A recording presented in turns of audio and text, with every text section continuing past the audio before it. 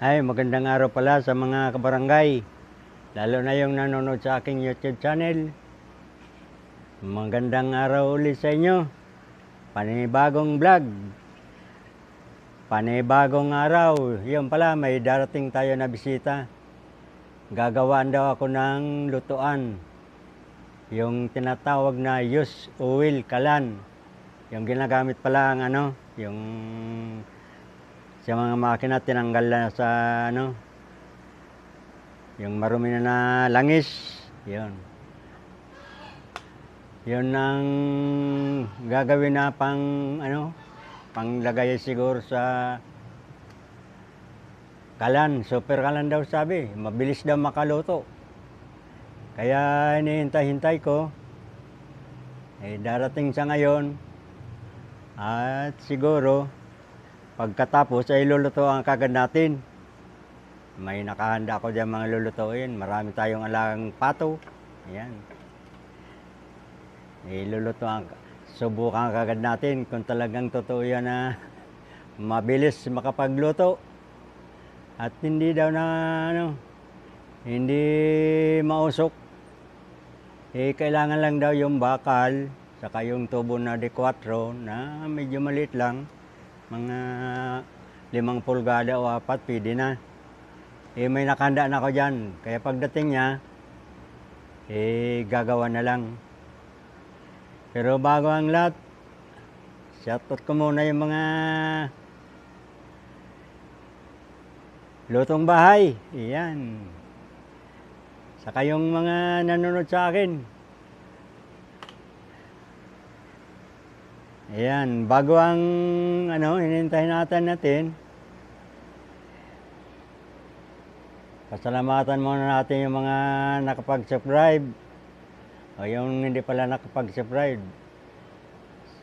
Sana naman makapag-subscribe. Kaya medyo gagawin ko ng counting video yan, isa-shortcut ko lang kung ano ang proseso. Pagkatapos luto kagad para masubukan kagad kung kabilis talaga yung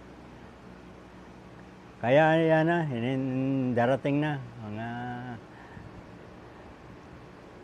yan na nga. Kaya papasimulan ko agad ang trabaho. Panoorin mo lang hanggang sa dulo para masubukan kung talagang mabilis makapagluto. Ayan.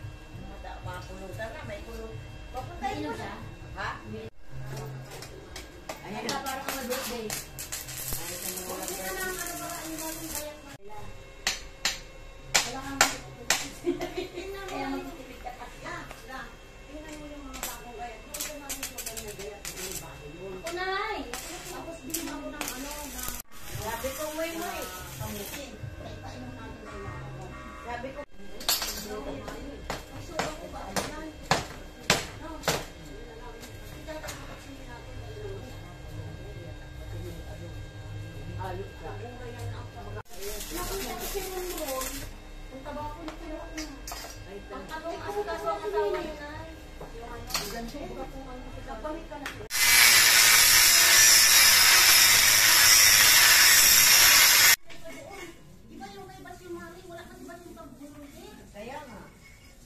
Dapat yung pwede mag-pick up ngayon ng isang mo. Papauwiin ko yan ngayon ang makapas kumain. Makatapos ko ng basko.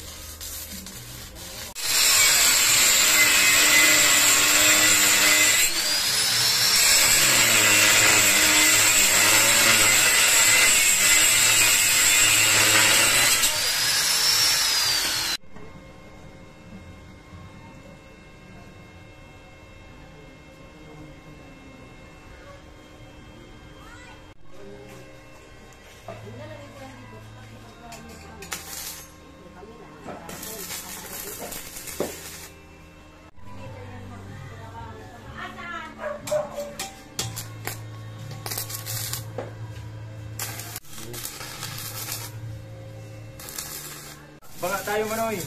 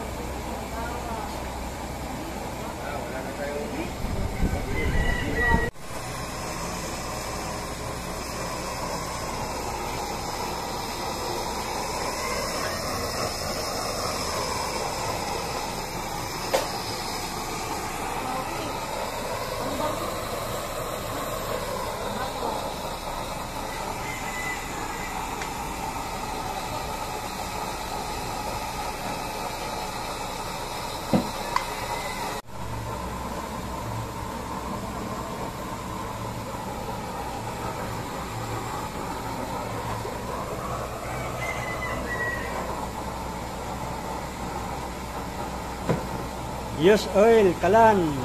Yan. Ano, butan mo na? Yan na.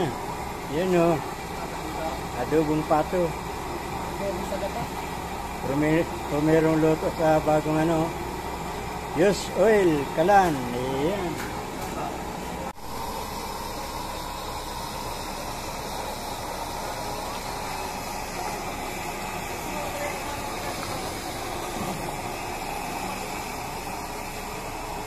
May mga bisita tayo dito ngayon. Yan o.